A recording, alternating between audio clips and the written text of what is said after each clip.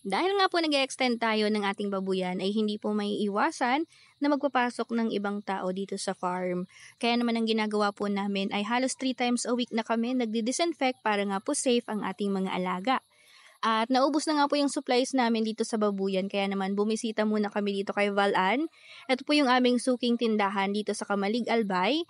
Dito po kami kumukuha ng mga kailangan sa aming babuyan katulad nga po ng vitamins, feeds at iba pa. Kaya naman kung malapit po kayo dito sa Kamalig ay pwede kayo bumisita sa kanilang tindahan. At pagdating nga po namin sa bahay ay may mga naghahakot ng mga bagong dating na materyales kaya naman po agad-agad kaming nag-disinfect gamit itong Protect Plus Gold.